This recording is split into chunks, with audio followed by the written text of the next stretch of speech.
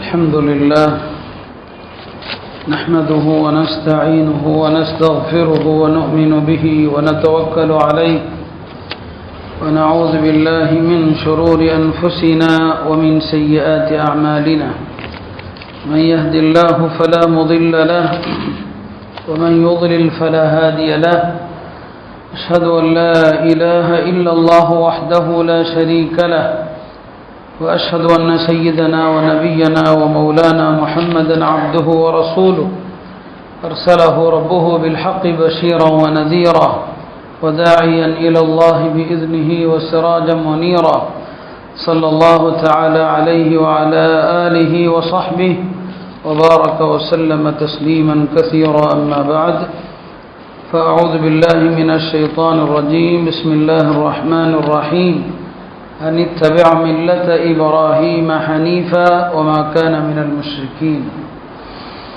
கண்ணியத்திற்குரிய அல்லாஹ்வின் நல்லடியார்களே, புனிதமான இரண்டு வணக்கங்களுடைய நாட்கள் நெருங்கிக் கொண்டிருக்கிறது. ஒன்று ஹஜ்ஜுடைய வணக்கம், புனித மக்காவிலே நிறைவேற்றப்படுவதற்கு ஹாஜிகள் எல்லாம் மக்காவை நோக்கி சென்று கொண்டிருக்கிறார்கள். மற்றொன்று உலகமெல்லாம் முஸ்லிம்கள் நிறைவேற்ற காத்திருக்கிற குர்பானி என்கிற வணக்கம். நாமும் கால்நடைகள் வாங்குவதற்காக பல்வேறு சிரமங்களை எடுத்துக்கொண்டிருக்கிறோம். இந்த நேரத்திலே நாம் இந்த குர்பானி என்கிற ஒரு வணக்கம், அதை எப்படி ஒரு சடங்காக ஆக்கியிருக்கிறோம், இந்த வணக்கத்துடைய நோக்கம் என்ன, இன்றைக்கு இந்த குர்பானி அது கூட்டு குர்பானி என்கிற பெயரில் ஒரு வணிகமாக சட்ட வரம்புகளை எல்லாம் மீறி நடந்து கொண்டிருக்கிற ஒரு நேரத்திலே நாம் சில விஷயங்களை நினைவு கூற கடமைப்பட்டிருக்கிறோம். அருமையானவர்களே, ஆரம்பமாக நாம் தெரிய வேண்டிய விஷயம், நாம் கடைபிடிக்கிற இந்த எல்லா விஷயங்களும் இப்ராஹிம் அலைஹிஸ்ஸலாமுடைய மார்க்கம். நம்முடைய மார்க்கத்தின் எல்லா அம்சங்களும் இப்ராஹிம் அலைஹிஸ்ஸலாம் அவர்கள் வழியாக வந்தது தான்.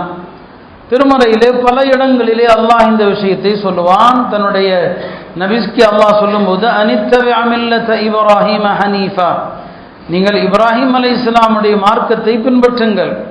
அது எல்லா அசத்திய வழியிலிருந்தும் முழுக்க அல்லாஹை நோக்கி திரும்பிய மார்க்கம். ஹனீஃபன் என்று சொன்னால் எல்லா அசத்தியத்தை விட்டு அல்லாஹ்வை மட்டுமே முன்னோக்குகிற மார்க்கம். வமா கான மினல் முஷ்ரிகீன், அவர்கள் இணை வைப்பாளராக இருந்ததில்லை என்று. இன்னும் பிற வசனங்களிலும் மில்லத்த அபீக்கும் இப்ராஹீம், உங்களுடைய தந்தை இப்ராஹிமுடைய மார்க்கம் எது என்று அல்லாஹ் சொல்லுவான். பெருமானார் ஸல்லல்லாஹு அலைஹி வஸல்லம் அவர்களும் எல்லா இடங்களிலும் இப்ராஹிம் அலைஹிஸ்ஸலாம் அவர்களை நினைவுபடுத்துவாங்க.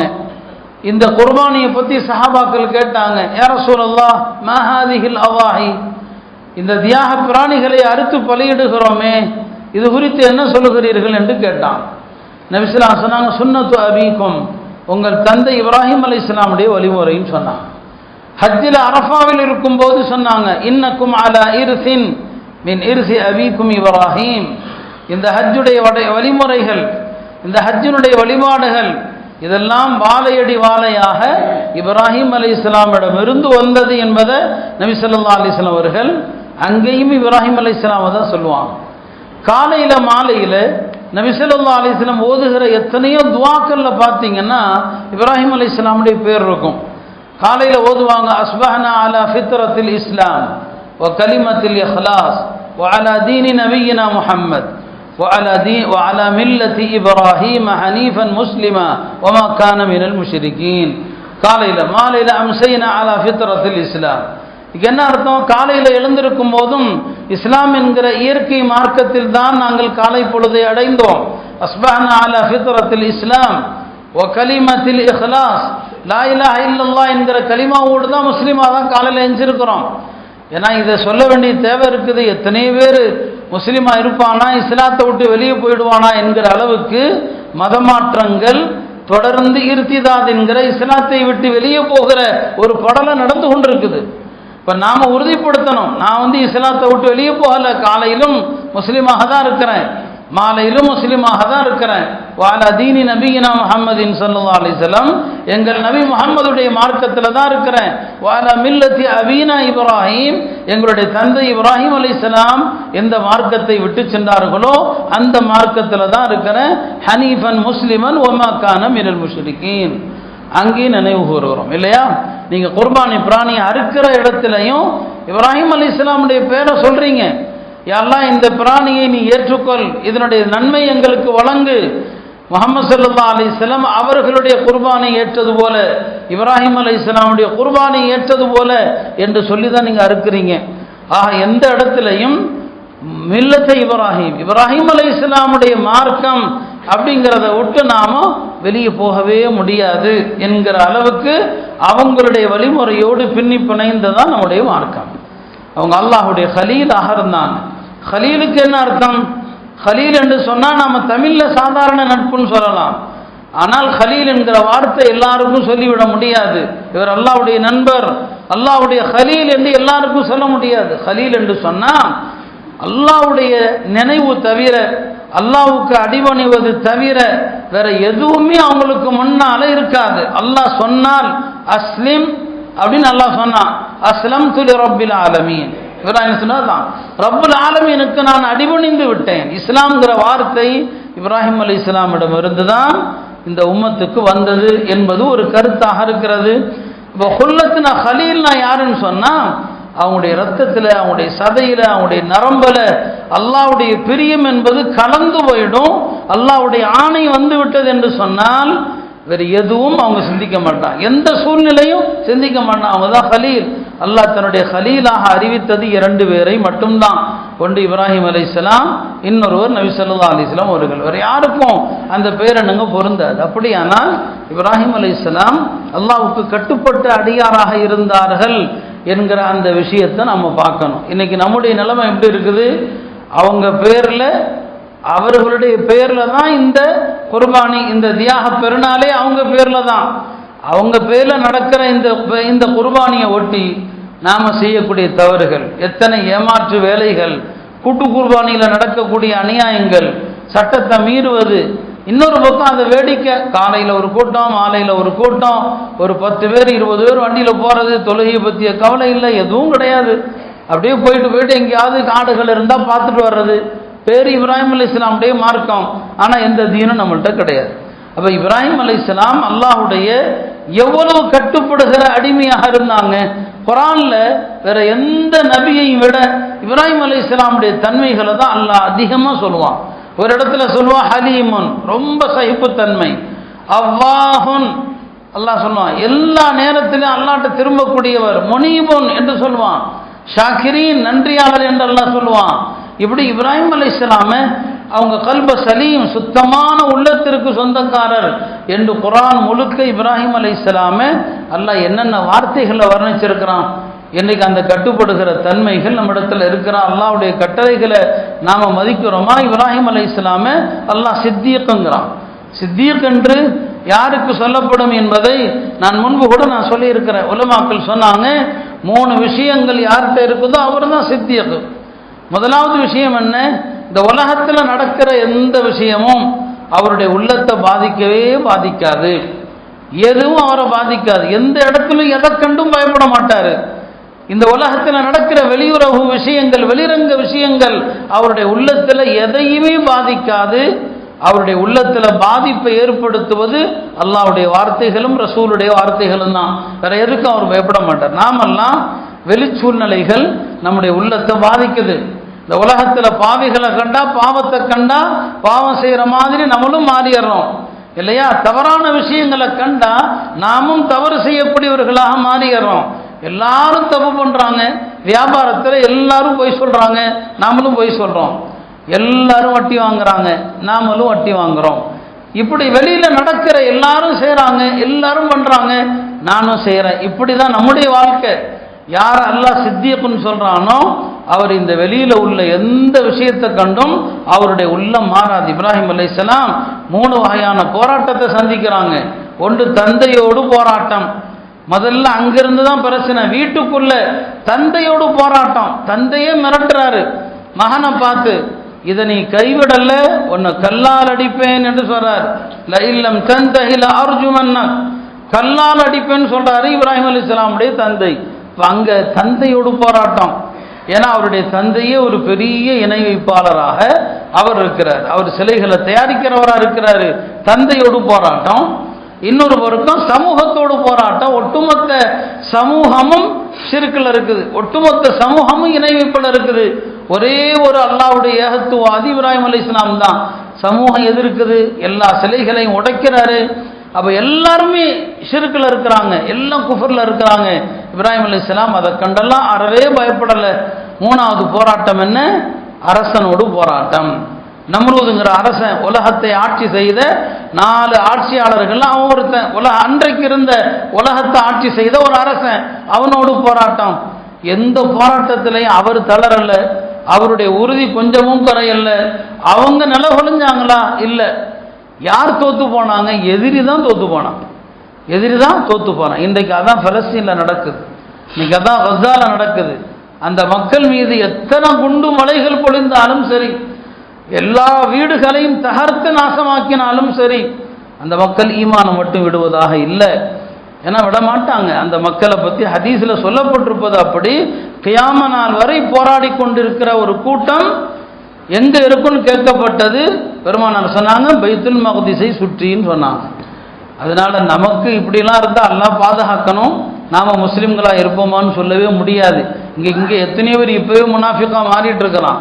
மத்திய அரசனுடைய மிரட்டல்களுக்கு பயந்து பல பேர் தொப்பி போட்ட முர்த்தத்தாக மாறிட்டு இருக்கிறான், இஸ்லாத்தை விட்டும் வெளியே போயிட்டான். அப்படிதான் நம்ம நிலைமை. அங்க அப்படி இல்லை, அதே தான். ஏன்னா அந்த மண்ணு இப்ராஹிம் அலைஹிஸ்ஸலாமுடைய மண்ணு, அந்த பூமி இப்ராஹிம் அலைஹிஸ்ஸலாமுடைய பூமி. அப்ப இப்ராஹிம் அலைஹிஸ்ஸலாமுக்கு தந்தையிலிருந்து இல்லையா, சமூகத்திலிருந்து, அரசனிடமிருந்து எவ்வளவு மிரட்டல். ஒரு மனுஷனை நெருப்பு குண்டத்தில் போடுவோம், ஊரே அதற்கு தயாராகுது, ஊரே அதற்காண்டி எல்லா வேலையும் பண்ணது. ஆனா அவங்க உள்ளத்தில் அது ஏதாவது ஒரு தாக்கத்தை ஏற்படுத்துச்சா? நாம பெற வேண்டிய பாடம் அதுதான். மில்லத்தை இப்ராஹிம், இப்ராஹிம் அலைஹிஸ்ஸலாமுடைய மார்க்கத்தில் இருக்கிறனா நாட்டில் நடக்கிற விஷயங்கள், பிரச்சனைகள் எதுவுமே நம்முடைய ஈமான்ல, இஸ்லாமிய பண்புகள்ல மாற்றத்தை ஏற்படுத்தாமல் இருந்தால் அவர் தான் சித்தியக்கு. இப்ராஹிம் அலைஹிஸ்ஸலாம் அது இருந்துச்சு. இப்ராஹிம் அலைஹிஸ்ஸலாம் இந்த உலகத்துக்கு கற்றுக் கொடுத்தது என்ன? இறைவன் யார் என்பதை உன்னுடைய அறிவால் சிந்தித்து ஏற்றுக்கொள். இப்ராஹிம் அலைஹிஸ்ஸலாம் இறைவன்னா யாரு, கடவுள்னா யாரு, அறிவால சிந்தித்து ஏற்றுக்கொள் என்பதை இந்த உலகத்துக்கு கற்றுக் கொடுத்தான். இன்னைக்கு பார்க்கிறோம், பெரிய பெரிய விஞ்ஞானியா இருக்கிறான், பெரிய படிச்ச பட்டதாரியா இருக்கிறான், அறிவு ஜீவியா இருக்கிறான். ஒரு கல்லுக்கு முன்னால போய் கும்பிடு போடுறான், ஒரு கல்லுக்கு முன்னால போய் சாஷ்டாங்கத்தில் விழுகிறான். இப்ராஹிம் அலைஹிஸ்ஸலாம் முதல்ல எதை பார்க்குறாங்க? ஒரு நட்சத்திரத்தை பார்க்குறாங்க. ஒருவேளை பிரகாசிக்கிறது, சுடர் விடுகிறது, இது கடவுளா இருக்குமா? அவருக்கு இறை தேட்டம். அல்லாஹ் நபித்துவத்தை கொடுக்கிறதுக்கு முன்னாலேயே இறை தேட்டம் அவருக்கு. பார்க்கிற நட்சத்திரம், இதுக்கு இறைத்தன்மை இருக்க முடியுமா? மறைஞ்சிருது.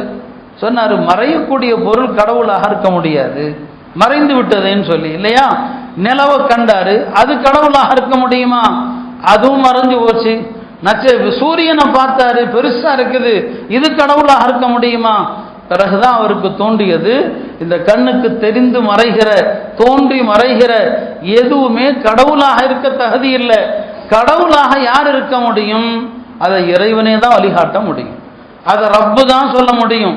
அதைத்தான் அவர் ஒத்துக்கொள்வார்ல. இல்லம் யஹ்தினி ரப்பி, என்னுடைய ரப்பு எனக்கு வழிகாட்டலன்னு சொன்னா லஅகூனன்ன மினல் கௌமில் ضالين, நானும் வழி தவறி போயிடுவோன்னு சொன்னாரு. அப்ப இந்த படைத்த இறைவன் யாருங்கிறத உன்னுடைய அறிவால் சிந்தித்து முடிவு செய். நீ கண் முன்னால நீ செஞ்சிருக்கிற இந்த கல்லால் வடித்திருக்கிறவைகள் எல்லாம் எப்படி கடவுளாக முடியும்? இந்த அறிவை மனிதனுக்கு கொடுத்தாங்க. இப்ராஹிம் அலைஹிஸ்ஸலாம் சிந்திக்க சொன்னாங்க. நம்ம பார்க்குறோமா இல்லையா? எவ்வளோ பெரிய அறிவாளிகள் எல்லாம் இந்த இறைவன் யாருங்கிற விஷயத்துல ஏமாற்றத்துல தான் இருக்கிறான். பெரிய விஞ்ஞானி எத்தனையோ விஷயங்களை கண்டுபிடிச்சிருக்கிறான். அப்ப இது யாருக்கு அல்லாஹ் நாடுகிறானோ அவங்க தான் சரியான இறைவன் யார் என்கிற அறிவை பெற முடியும் என்பதை இப்ராஹிம் அலைஹிஸ்ஸலாம் உணர்த்தினாங்க. அல்லாஹ் அவங்கள சித்தியக்குன்னு ஏன் சொன்னா? உலமாக்கள் 2வது அம்சமாக சொன்னாங்க. சித்தியக் யார் அப்படின்னு சொன்னா, அவர் இந்த அதாவது அவருடைய எல்லா விஷயமும் அல்லாஹ்வுக்காக தியாகம் செஞ்சிருவார், அல்லாஹ்வுக்காக வேண்டி அர்ப்பணிச்சிருவார். அல்லாஹ்வுடைய கட்டளை வருகிற நேரத்தில் இந்த உலகத்தில் எது தடையாக வந்து நின்றாலும் அர்ப்பணிக்கக்கூடியவர் தான் சித்தியக்காக இருக்க முடியும். இன்னைக்கு நாமளும் பார்க்குறோம், வியாபாரத்தில் மார்க்கம் ஒன்று சொல்லுது, நம்முடைய மனம் இன்னொன்றை சொல்லுது. மார்க்கத்தினுடைய கட்டளை இது, நம்முடைய மன விருப்பம் இன்னொன்று இல்லையா? பொய் சொல்லி விற்கிறத நம்முடைய திறமை நம்ம நினைக்கிறோம். ஒரு அற்ப லாபத்திற்காக, கொஞ்ச காசுக்காக பொய் சொன்னால் பெரிய புத்திசாலித்தனம், நாம் ஏமாத்திட்டோம், வர்ற கஸ்டமர்கிட்ட பொருளை தள்ளிட்டோம்னு நினைக்கிறோம் இல்லையா? ஒரு சித்தியக்கன் யாரை சொல்ல முடியும்னு சொன்னால், அவர் தன்னுடைய மன விருப்பங்களை விட வெளிப்படையாக கிடைக்கிற இந்த உலக லாபங்களை விட அவர் எதை முன்னுரிமை கொடுப்பாரு? அல்லாஹ்வுடைய பொருத்தத்தை தான் முன்னுரிமை கொடுப்பார். அல்லாஹ் இதை பொருந்துகிறானா? இன்றைக்கு நம்முடைய வாழ்க்கை, முஸ்லிம்களுடைய வாழ்க்கை எப்படி இருக்குது? நம்முடைய கொடுக்கல் வாங்கல், நம்முடைய வியாபாரங்கள் எல்லாவற்றிலும் நாம் எப்படி நடக்கிறோம்? சஹாபாக்கள் பெருமானார் இடத்துல பையத்து செய்கிற போது ஒரு அழகான வார்த்தை சொல்லுவாங்க, பயானா ரசூலுல்லாஹி ஸல்லல்லாஹு அலைஹி வஸல்லம் அலல் உஸ்ரி வல் யுஸ்ரி. நாங்கள் பெருமானார் இடத்துல பையத்து செஞ்சிருக்கிறோம், எப்பையும் கட்டுப்படுவோம். விருப்பாக இருந்தாலும் சரி, வெறுப்பாக இருந்தாலும் சரி, கஷ்டத்திலும் சரி, மகிழ்ச்சியிலும் சரி, எல்லா நிலைகளிலும் கட்டுப்படுவோம். இதுதான் இப்ராஹிம் அலைஹிஸ்ஸலாம அல்லாஹ் சித்தியக்குன்னு சொன்னான். சித்தியக்குனா அது அல்லாஹ்வுடைய பொருத்தத்தை தான் பார்ப்பார். உலகத்தில் வர யாருடைய திருப்தியும் முக்கியம் அல்ல. மனைவி, மக்கள், பெற்றோர், குடும்பம், யாருடைய திருப்தியும் அவருக்கு முன்னால முக்கியமானதாக இருக்காது. இதுதான் அவர்களுக்கு அல்லாஹ் கொடுத்த அந்த பட்டம், சித்தியக்குங்கிற பட்டம். அருமையானவர்களே, சஹாபாக்கள் அப்படிதான் இருந்தாங்க. அல்லாஹ்வுடைய வார்த்தைகள், பெருமானாருடைய ஹதீஸுகள் சொல்லப்பட்டா உடனே அதுக்கு முன்னால தன்னுடைய எல்லா விருப்பத்தையும் விட்டுருவாங்க. உமர் ரலியல்லாஹு அன்ஹு அவர்களை பற்றி நமக்கு தெரியும், ரொம்ப கோபக்காரங்க தான், கடுமையான கோப சுபாவம் உள்ளவர்கள் தான். எந்த இடத்திலும் அவங்களுக்கு கடுமையான கோபம் வரும். ஒரு முறை அவங்களுடைய ஆட்சி காலத்தில் நடக்குது, மதீனாவிற்கு ஒய்யைனா என்று ஒருவர் வருகிறார். ஒய்யைனத்து இப்னு ஹிஸன், அவர் ஒரு கிராமப்புற அரபிகளில் உள்ளவர். அவரை சில பேர் முனாஃபிக்னு சொல்லுவாங்க. வந்தவர் தன்னுடைய உறவினரான ஹுர்ரு இப்னு கைஸ் என்ற ஒரு சஹாபிட்ட போறார். போய் சொல்றாரு, நான் கலீஃபா உமரை பார்க்கணும், நீங்கள் அவருக்கு நெருக்கமானவராச்சு, என்னை அழைச்சிட்டு போங்கன்னு சொல்லி. அந்த சஹாபி நினச்சிக்கிட்டாங்க, சரி உமர் தான் அவங்கள்ட்ட போய் ஏதோ தேவையை சொல்ல போறாரு போல் தெரியுது, சரி நான் என் கூட வாங்க, அழைச்சிட்டு போறேன்னு சொல்லிட்டாங்க. அந்த ஹுர்ரு இப்னு கைஸ் அவர்கள் இந்த ஒய்யைனாவை அழைத்து கொண்டு ஹஜ்ரத் உமர்கிட்ட போனான். போனால் இந்த கிராமவாசிகளுக்கு நாகரிகம் இருக்காது, பண்பாடு இருக்காது, யாரிடம் எப்படி பேச வேண்டும் என்கிற ஒழுக்கமும் இருக்காது. ஹஜ்ரத் உமரிடத்தில் சென்றவர் சொன்னார், லா துஅதீனா பில் ஜஸல் வலா தஹக்கும் பைனனா பில் அத்ல். எங்களுக்கு நீங்கள் உதவி தொகைகளை செய்கிறதும் இல்லை, தாராள உதவியும் செய்கிறதில்லை, நேர்மையாக தீர்ப்பளிக்கிறதும் இல்லை. இது யாரை பார்த்து சொல்றார்? நேர்மையாக தீர்ப்பளிப்பதில்லை. நேர்மைக்கு பெயர் பெற்ற ஹஜ்ரத் உமர் ரலியல்லாஹு அன்ஹு அவங்களை பார்த்து நேர்மையாக தீர்ப்பளிப்பதும் இல்லை, எங்களுக்கு எந்த உதவியும் செய்வதும் இல்லைன்னு சொல்லி உமர் ரலியல்லாஹு அன்ஹு அவர்களுக்கு கடுமையான கோபம். தன்னை பார்த்து இப்படி சொன்னவனு கடும் கோபம். அந்த ஹுர்ரு இப்னு கைஸுங்கிற சஹாபி எதையுமே செய்யல. இந்த ஆயத்தை ஓதுனாங்க. அல்லாஹ் குர்ஆன்ல சொல்றான், குதில் ஆஃப்வ வஅமுர் பில் உர்ஃபி வஅரித் அனில் ஜாஹிலீன். அல்லாஹ் நபிக்கு சொல்றான், நபிய மக்கள் என்ன செஞ்சாலும் மன்னிக்கிற போக்கை எடுத்துக்கொள்ளுங்க. வஅமுர் பில் உர்ஃபி, நல்லதை ஏவுங்க. வஅரித் அனில் ஜாஹிலீன், மடையர்கள் அறிவினர்களை கண்டுகொள்ளாம விட்டுருங்கன்னு சொன்னான். இந்த சஹாபி இந்த ஆயத்தை ஓதி, அமீருல் முஃமினீன் அவர்களே, இந்த ஆள் ஒரு மடையன், இந்த ஆள் ஒரு அறிவீனன், அவன் நடந்து கொண்டதற்காக நீங்க கோபப்படலாமா? அல்லாஹ் மன்னிங்கன்னு சொல்றானேன்னு சொல்லி, அவ்வளவுதான். இந்த ஆயத்தை சொன்னதும் ஹஜ்ரத் உமருடைய கோபம் அப்படியே இறங்கி விட்டது. இந்த ஹதீஸ் அறிவிக்கிற இப்னு அப்பாஸ் சொல்லுவாங்க, வகான உமரு வகாஃபன் இன்த ஹுதூதில்லாஹ். ஹஜ்ரத் உமர் ரலியல்லாஹு அன்ஹு அவர்கள் அல்லாஹ்வுடைய வரம்புகள், அல்லாஹ்வுடைய சட்டங்களுக்கு முன்னால அடிபணிகிற அடிமை. அல்லாஹ்வுடைய சட்டம் அப்படின்னா போதும், கோபம் அப்படியே தணிந்து விட்டது. இன்னைக்கு நம்மளா இருந்தால் கோபப்படுற நேரத்தில் யாராவது பக்கத்தில் வந்து கோபப்படாதப்பான்னு ஏதாவது ஆயத்து ஹதீஸை சொன்னால் வேலையை பாருன்றோம். அது குர்ஆனுடைய மறுப்பு, ஹதீஸுடைய மறுப்பு. ஹஜ்ரத் உமர் ரலியல்லாஹு அன்ஹு அவர்கள் அந்த உச்சக்கட்ட கோபத்திலையும் இந்த ஆயத்தை தான் சொன்னாங்க. அவங்களுடைய கோபம் அப்படியே தணிந்து விட்டது. அருமையானவர்களே, இதுதான் அல்லாஹ்வுடைய சட்டத்தை மதிக்கணும். இப்ராஹிம் அலைஹிஸ்ஸலாம் அல்லாஹ்வுக்கு முன்னால அடிபணிகிற அடிமை. என்ன அல்லாஹ் சோதனை கொடுத்தாலும் அந்த சோதனையில ஜெயிச்சிருவார். இதைத்தான் அல்லாஹ் சூரத்துல் பக்ரால சொல்லுவான், இதிப்தலா இப்ராஹீம ரப்புஹு பிகலிமாத். இப்ராஹிம் அலைஹிஸ்ஸலாமை அல்லாஹ் பல சட்டங்களை கொண்டு சோதித்தான். அதை எல்லாத்தையும் ஜெயிச்சுட்டான். அல்லாஹ் வந்து இப்ராஹிம் அலைஹிஸ்ஸலாமை எத்தனை வயசுல ஹத்னா செய்யுமாறு சொன்னான்? இப்போ நாம சிறு வயதில் செய்கிறோம், அதான் முறை இல்லையா? ஹத்னா 7 வயசுக்குள்ள செய்யணும். 7 வயசுக்குள்ள ஹத்னாவை முடிச்சிடணும். ஹத்னா சில அறிஞர்கள் வாஜிபு கட்டாயன்னே சொல்லுவாங்க, சுன்னத்துன்னு சில பேர் மொத்தத்தில் ஹத்னா செய்யணும். இது எங்கிருந்து வருது? இப்ராஹிம் அலைஹிஸ்ஸலாம் அவங்கள்ட்ட இருந்தால் வருது. இப்ராஹிம் அலைஹிஸ்ஸலாமுக்கு அல்லாஹ் ஹத்னா எப்போ செய்ய சொன்னால் 80 வயசுல செய்ய சொன்னான். 80 வயசு சஹீஹ் புகாரில் ஹதீஸ் இருக்குது. அல்லாஹ் 80 வயசுல உத்தரவிடுறான். ஹத்னா செய்யுமாறு அல்லாஹ் சொன்னதுதான் தாமதம். இப்ராஹிம் அலைஹிஸ்ஸலாம் ஹத்னா செய்வதற்கு ஒரு பழக்கம் வேணுமா இல்லையா? அதற்கு என்ன வேணும்? ஒரு பயிற்சி வேணுமா இல்லையா? ஹத்னா செய்வதற்கென்று ஊரில் ஆளுகர் இருக்கிறாங்க. ஹத்னா செய்வதற்கென்றே அதற்கே உரிய கத்தி இருக்குது. இப்ராஹிம் அலைஹிஸ்ஸலாம் ஹதீஸில் வருது புகாரியில், கத்தூம் சொன்னால் கோடாரி எடுத்து தனக்கு ஹத்னா பண்ணிக்கிட்டான். அப்படி வருது ஹதீஸில் வரக்கூடிய வாசகம். கத்தூம் சொன்னால் கோடாரி தான். நீங்கள் அந்த வார்த்தையை போட்டாலே கோடாரி தான். ஏன்னா அல்லாஹ் சொல்லிட்டான், அல்லாஹ் சொன்னா ஹத்னா அப்படின்னு பண்ணிட்டான். அப்போ கோடாரியால் வெட்டினா எப்படி இருக்கும்? செஞ்சாங்க. இப்போ அல்லாஹ் கேட்டான், ஏன் இப்ராஹிம் இப்படி செஞ்சிட்டீங்கன்னு சொல்லி. அல்லாஹ் உன்னுடைய கட்டளை வந்த பிறகு ஒரு நொடி கூட நான் தாமதப்படுத்த முடியாது, ஒரு செகண்ட் என்னால் தாமதப்படுத்த முடியாது. எனக்கு முன்னால் என்ன பொருள் இருக்கிறதோ அந்த பொருளை கொண்டு நான் ஹத்னா பண்ணிட்டேன்னு சொன்னான். இதுதான் இப்ராஹிம் அலைஹிஸ்ஸலாம். 80 வயதில் ஒரு மனிதனுடைய உடல் எவ்வளவு பலவீனப்பட்டிருக்கும். 80 வயதில் இதை தாங்கக்கூடிய சக்தி இருக்குமா? 80 வயதில் ஹத்னா செஞ்சாங்க. நாம் அல்லாஹ்வுடைய கட்டளைகள் சட்டங்கள் வருகிற நேரத்தில் நாம் வந்து பல்வேறு வகையான நியாயங்கள் பேசுகிறோம், பல வகையான சூழ்நிலைகளை சொல்கிறோம்.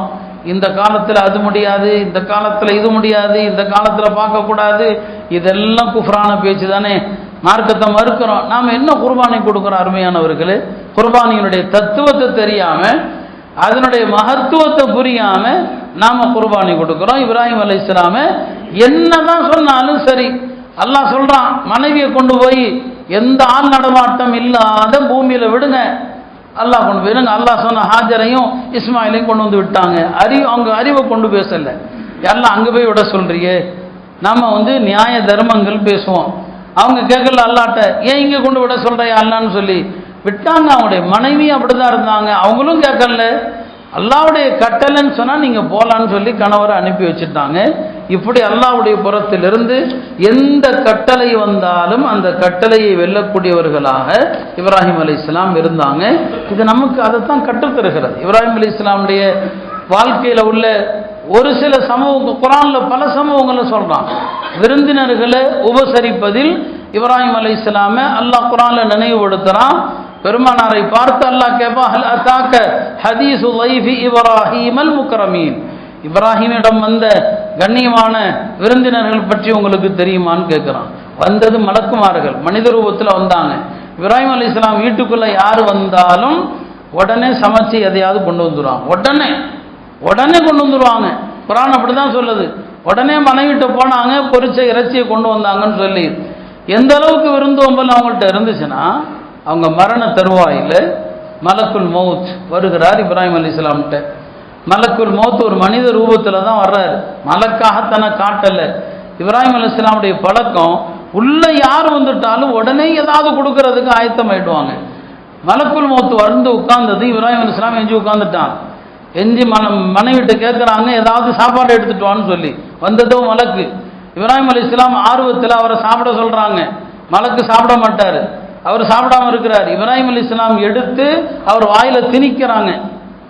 மலக்கு வாயில் எப்படி உள்ளே போகும்? அவர் மனிதர் இல்லை, அவர் திணிக்கிறாங்க. அப்படியே என்ன செய்யுது, அவர் வாயில் அது படலை. இவங்க கொண்டு போகிறாங்க, அது கீழே விழுது, கொண்டு போகிறாங்க, கீழே விழுது. அதுக்கப்புறம் தான் சொல்கிறார், நான் உங்களை உயிர் வாங்க வந்த மலக்குன்னு சொல்லி, உங்கள் ரூஹ் வாங்க வந்திருக்கிற மலக்குன்னு சொல்லி. அதுக்கப்புறம் அவங்க மரணித்தாங்க என்பது வேறு செய்தி. 160 வயசில் மூத்தானாங்க, 180 மூத்தானாங்க என்பதெல்லாம் சில கருத்துக்கள். அப்போ வீட்டுக்கு வந்த யாராக இருந்தாலும் அவரை உண்ண வைக்காமல் விடமாட்டாங்க இப்ராஹிம் அலைஹிஸ்ஸலாம். இன்றைய முஸ்லிம்களாகிய நாமும் விருந்தோம்பல் ஒரு பாரமாக கருதுகிறோம். விருந்தோம்பலை ஒரு சுமையாக கருதுகிறோம். அல்லாஹ் குர்ஆன்ல இப்ராஹிம் அலைஹிஸ்ஸலாமுடைய அந்த வரலாறுகளை நமக்கு என்ன செய்யறான் சொல்லித்தரான். அதனால தான் நபி ஸல்லல்லாஹு அலைஹி வஸல்லம் அவங்க அல்லாஹ்வுடைய பொருத்தத்தை பெறுவதற்கான அமல்களில் பெரிய அமலா எதை சொல்லுவாங்க? இத்தாமுத்தாம், உணவளிப்பதை நபி ஸல்லல்லாஹு அலைஹி வஸல்லம் அவங்க சந்தர்ப்பம் கிடைக்கும் போதெல்லாம் சொல்லிக்கொண்டே இருப்பாங்க.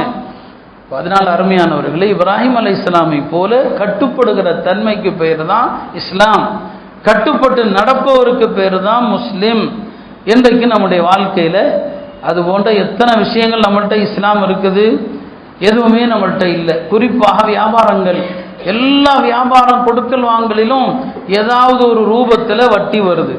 நாம் அறிவை கொண்டு பேசுகிறோம், நம்முடைய லாஜிக்கா அது இல்லை இது இல்லைன்னு பேசுகிறோம். மார்க்கத்தில் லாஜிக்கு இடமே இல்லை. மகனை அருன்னு சொன்னாலும் அறுக்கத்தான் செய்யணும். உங்களை நீங்களே மாய்த்து கொள்ளுங்கள் அப்படின்னு சொன்னால் செஞ்சுதான் ஆகணும். அதையும் அல்லாஹ் திருமறையில் சொல்லுவான். அப்போ எந்த அறிவுக்கும் வேலை இல்லை. இப்ராஹிம் அலைஹிஸ்ஸலாம் அல்லாஹ்ட்ட கேட்கல, எல்லாம் மகனை ஏன் அறுக்க சொல்கிறேன்னு சொல்லி. அல்லாஹ் சொன்னா அந்த தந்தையும் கட்டுப்பட்டார், தனையனும் கட்டுப்பட்டார். அதே மாதிரி தான் இதுவும். நபிஸ்லாம் வட்டியை பற்றி ஏற்கனவே சொல்லியிருக்கிறோம். நம்முடைய மார்க்கம் 2 வகையான வட்டியை சொல்லுது. 2 வட்டி இருக்குது. ஒன்று கொடுக்க வேண்டிய கடன், அந்த கடனுக்கு ஒரு தவணை விதித்து அதை என்ன செய்யறது, வட்டியோடு வசூல் பண்றது. இது ஒரு வட்டி. இந்த வட்டி தான் அல்லாஹ் குர்ஆன்ல சொல்லி இருக்கிறான். ஒரு மனுஷன் தான் கொடுக்க வேண்டிய கடனை என்ன செய்யறது, வட்டியோடு சேர்த்து கொடுக்கிறது. இந்த வட்டி எல்லாருக்கும் புரியும் இல்லையா? எல்லாருக்கும் இந்த வட்டி என்னன்னு தெரியும். ஆனால் இன்னொரு வட்டி இருக்குது. முதல்ல உள்ள வட்டி குர்ஆன்ல சொல்லப்பட்டது, இன்னொரு வட்டி ஹதீஸில் சொல்லப்பட்ட வட்டி. அந்த வட்டியை நாம் அறிவை கொண்டு யோசிச்சா ஒன்றுமே புரியாதுங்க. ஆனால் நபிசுல்லாஹம் தடுத்தாங்க. ஒரு 6 பொருள் சொன்னாங்க. அந்த 6 பொருளை போன்று எத்தனை பொருள் இருக்குதோ அதிலெல்லாம் இந்த வட்டி வரும். அது ஹதீஸுடைய வட்டின்னு சொல்லுவாங்க. அந்த 6 பொருளை பொறுத்த வரைக்கும் தங்கம், வெள்ளி, கோதுமை, வார்கோதுமை, பேரிச்சம்பழம், உப்பு, இந்த 6 பொருள். இந்த 6 பொருளுக்கான சட்டம் என்னன்னா, ஒரே இனத்தை கொண்டு பண்டமாற்று வணிகம் செஞ்ச, தங்கத்தை கொடுத்து தங்கம் வாங்கினா கொடுக்கறதும் தங்கம், வாங்கிறதும் தங்கம். இப்போ நகைக்கடையில் பழைய தங்கத்தை கொடுத்து புதிய தங்கத்தை வாங்குறார், கொடுக்கறதும் தங்கம், வாங்கிறதும் தங்கம். இந்த வணிகம் செஞ்சீங்கன்னு சொன்னால் அப்போ நபிசுல்லாஹ் அவங்க 3 விஷயங்கள் இருக்கக்கூடாது. 3 விஷயம் வந்தால் 3 வட்டி வந்துடும் சொன்னாங்க. முதலாவது என்ன, கொடுக்கிற தங்கம் வாங்குற தங்கம் ரெண்டும் எடைக்கு எடை சமமாக இருக்கணும். மிஸ்லம் பி மிஸ்லின், சமமாக இருக்கணும். 10 கிராம் கொடுத்து 10 கிராம் வாங்கணும். 10 கிராம் கொடுத்து கொஞ்சம் அதிகமானாலும் சரி, அது ரிபல் ஃபதுல், ஏற்றத்தாழ்வு வட்டி. வட்டின்னு சொல்லிட்டாங்க. தங்கத்துக்கு தங்கம் கொடுத்தா கரெக்டாக தான் இருக்கணும். இப்போ சஹாபாக்கள் பேரிச்சம்பழம் அவங்கள்ட்ட இருக்கும். பேரிச்சம்பழத்தில் பல ரக பேரிச்சம்பழங்கள் இருக்கும். கொஞ்சம் தரம் குறைந்ததும் இருக்கும், தரம் உயர்ந்ததும் இருக்கும். இப்போ சஹாபாக்கள் என்ன பண்ணுவாங்க, நல்ல பேரிச்சம்பழம் சாப்பிடணும்னு ஆசைப்பட்டா விலை குறைஞ்ச பேரிச்சம்பழம் இருக்கு இல்லையா, அதை கொஞ்சம் அதிகமாக கொடுத்து ஒரு 2 கிலோ கொடுத்து தரமான பேரிச்சம்பழம் 1 கிலோ வாங்கிக்குவாங்க. 1 கிலோ வாங்கிக்குவாங்க. ஒரு முறை நபிசுல்லாஹ் அவங்களுக்கு கொண்டு பிலால் ரலியல்லாஹு அவர்கள் பேரிச்சம்பழத்தை வைக்கிறாங்க. நபிசுல்லாஹ் பார்க்குறாங்க, இது ரொம்ப நல்ல பேரிச்சம்பழமாக இருக்குது, உயர்ந்த பேரிச்சம்பழமாக இருக்குது, இது எப்படிப்பா உனக்கு வந்துச்சுன்னு கேட்டாங்க. அவர் சொன்னார், இந்த பேரிச்சம்பழம் நம்மள்கிட்ட இல்லை, மட்டமான பேரிச்சம்பழம் இருந்துச்சு, அதை அதிகமாக கொடுத்து இதை கம்மியாக வாங்கியிருக்கிறேன்னு சொன்னான். பெருமானார் சொன்னாங்க, அர்பைத்த, நீ வட்டி வாங்கி விட்டாயின்னு சொன்னாங்க. இதை வட்டின்னு சொன்னாங்க. இப்போ இந்த சட்டத்துக்குள்ளே போனால் எதுல எல்லாம் வட்டி வரும். அப்போ இங்கே மார்க்கத்தில் லாஜிக்காக பேசக்கூடாது. அது விலை உயர்ந்தது என்னங்க கூடுனது, இது விலை கம்மி தான், ஆனாலும் ஒரே பொருளாக இருந்துச்சுன்னு சொன்னால் சரிக்கு சமம். 1 கிலோ பேரிச்சம்பழத்துக்கு 1 கிலோ பேரிச்சம்பழம் தான். இன்றைக்கி நாம் நகை கடைக்கு போகிறோம், பழைய நகை குறிங்க, பழைய நகையை கொடுத்து புது நகை வாங்குறீங்கன்னு சொன்னால் பழைய நகையை கொடுத்துட்டு அதுக்கு என்ன காசோ அந்த காசை நீங்கள் கையில் வாங்கிட்டு அதுக்கப்புறம் தான் புது நகை வாங்கணும். இதுதான் சட்டம். பழைய நகையை கொடுத்துட்டீங்க, அதுக்கு என்ன வருது இடம் வருதுன்னு போட்டு பார்த்துக்கிட்டாரு, அதுக்குரிய காசை உங்கள் கையில் கொடுக்கல, பிறகு நீங்கள் புது நகை வாங்கினீங்கன்னு சொன்னால் இது வட்டியில் போய் சேரும். இது நபி ஸல்லல்லாஹு கற்றுக் கொடுத்தாங்க. இங்கெல்லாம் நம்முடைய அறிவுக்கு வேலை கிடையாது. அல்லாஹ்வுடைய தூதர் என்ன சொல்றாங்களோ அதை ஏற்று நடக்க வேண்டும். அதுதான் நமக்கு இப்ராஹிம் அலைஹிஸ்ஸலாமுடைய வாழ்க்கை கற்றுத்தருது. அர்ப்பணிப்பு தான் அவங்க வாழ்க்கை. அந்த அர்ப்பணிப்பு வாழ்க்கைக்கு பேர் தான் மில்லத்து இப்ராஹிம், இப்ராஹிம் அலைஹிஸ்ஸலாமுடைய மார்க்கம் என்றால் அதுதான். நாம வியாபாரங்களில் எத்தனையோ தவறுகள் செய்கிறோம், பல வகையான ஹராம்கள், ஹதீஸில் தடுக்கப்பட்டவைகள் நம்முடைய வாழ்க்கையில் அன்றாட செஞ்சுட்டு தான் இருக்கிறோம். நாம் அதை அலட்சியப்படுத்துகிறோம். பாவத்தை செய்யறது ஒரு தப்புன்னு சொன்னால் பாவத்தை பாவம் என்று உணராம அலட்சியப்படுத்துறது அதை விட தவறு. இத்தனை பாவங்கள் இன்றைக்கு நம்ம வாழ்க்கையில் இருக்குது. எனவே அருமையானவர்களே, நாம் பின்பற்றுகிற இந்த மார்க்கம் அல்லாஹ்வுடைய கட்டளைக்கு அப்படியே ஏற்று நடக்க வேண்டும் என்று கற்றுத்தருது. அதைத்தான் நாம் இப்ராஹிம் அலைஹிஸ்ஸலாமுடைய நினைவு நாளாக இந்த ஹஜ் பெருநாளை நாம் கொண்டாடுறோம். எனவே கட்டுப்படுகிற தன்மை இல்லாமல் வெளிரங்கத்தில் ஆடுகளை அறுப்பதில் அல்லாஹ்வுக்கு எந்த தேவையும் கிடையாது. அல்லாஹ் சொல்லுவான், இந்த ஆட்டினுடைய இறைச்சி அவனுக்கு வரப்போறதில்லை, இதனுடைய ரத்தம் அவனுக்கு வரப்போறதில்லை, வலாக்கி யனாலுஹு தக்வா மின்கும், உங்களுடைய தக்வா தான் அல்லாஹ்ட்ட வரப்போகுது என்று. எனவே இப்ராஹிம் அலைஹிஸ்ஸலாமுடைய வாழ்க்கையை நாம் பின்பற்றணும்னு சொன்னால் எந்த சூழ்நிலையிலும் அல்லாஹ்வுடைய கட்டளைகளை மீறாமல் நடப்பது. இப்ராஹிம் அலைஹிஸ்ஸலாமுக்கு அல்லாஹ் கொடுக்கிற ஒரு பேர் என்ன? இப்ராஹிம் அல்லதி வஃபா. இந்த ஆயத்துடைய தஃசீரில் எவ்வளோ விஷயங்கள் சொல்லுவாங்க. அல்லாஹ்வுடைய அனைத்து ஏவல்களையும், அல்லாஹ்வோடு செஞ்ச ஒப்பந்தங்கள் அனைத்தையும் பாதுகாத்த இப்ராஹிம். அல்லாஹ் ஏவினால் எல்லாத்தையும் பாதுகாத்துருவாங்க, அல்லாஹ் தடுத்தா எல்லாத்தையும் விட்டு விலகி இருப்பாங்க. இதுதான் இப்ராஹிம் அலைஹிஸ்ஸலாமுடைய பண்பு. எல்லாம் வல்ல அல்லாஹ் அதற்கு நமக்கு நசீவாக்குவானாக.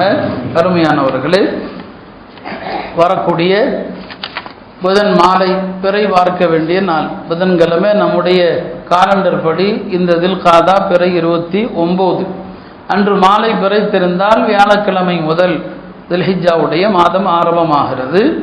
இப்போ மாலை பிறை பார்க்கணும். பிறை பார்க்கும்போது பெருமானார் ஸல்லல்லாஹு அலைஹி வஸல்லம் அவர்கள் கற்றுத்தந்த அந்த வழிமுறைகள், அந்த துவாக்கள், அதையெல்லாம் சின்ன சின்ன சுன்னத்துகளை பேணினால் நிறைய விஷயங்களை கடைபிடிக்கக்கூடிய வாய்ப்பு அல்லாஹ் தஆலா தருகிறான். எனவே புதன்கிழமை மாலை பிறை பார்ப்பது ஒரு சுன்னத்து. பிறை பார்க்க முயற்சி செய்ய வேண்டும்.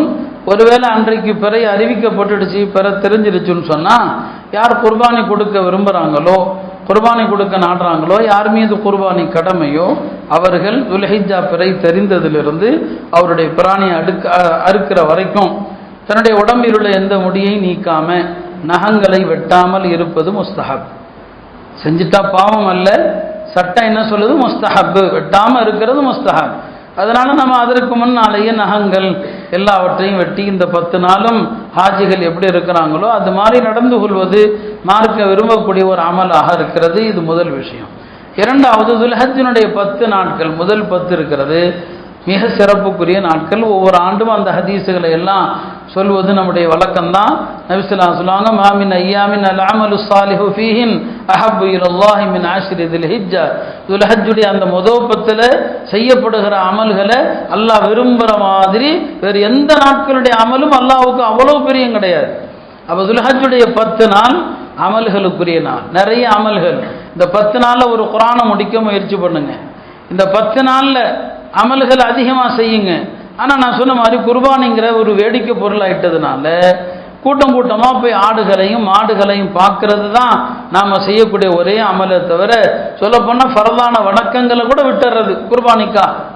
இது அமல்களுக்குரிய நாள். சில ஹதீஸுகள் இந்த அளவுக்கு வருது, இந்த 10 நாளும் இரவுல நின்று தொழுதா லைலத்துல் கத்ர்ல நின்று தொழுத மாதிரி. இந்த 10 நாளும் நோன்பு வைப்பது ஒரு முஸ்தஹப்பான அமல். 10 நாள் வைக்க முடியாது, பிறை 1லிருந்து அரஃபா வரைக்கும் 9 நாட்கள். எனவே யாருக்கு சாத்தியம் இருக்கிறதோ நோன்பு உள்ளிட்ட நஃபிலான பல்வேறு வணக்கங்களை செய்வதற்கு அல்லாஹ் ஒரு வாய்ப்பை தருகிறான். எல்லாம் அல்ல அல்லாஹ் இந்த வணக்கங்களை கடைபிடிக்கிற தௌஃபீக் தரட்டும். இந்த துல்ஹஜ்ஜுடைய நாட்களை எந்த அளவுக்கு நீங்கள் மதிக்கிறீங்களோ அந்த அளவுக்கு உங்களுக்கான ஹஜ்ஜுனுடைய வாய்ப்பு அதிகமாகும். ஹஜ்ஜுக்கு செல்லணுங்கிற ஆசை எல்லாருக்கும் இருக்குது இல்லையா?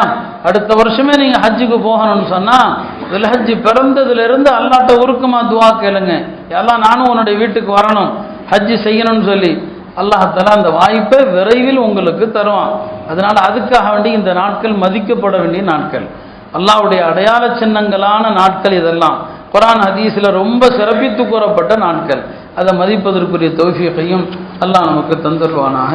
குர்ஆனினுடைய இதர சட்டங்கள் இன்ஷா அல்லாஹ் வரக்கூடிய வாரத்தில் சொல்லப்படும்.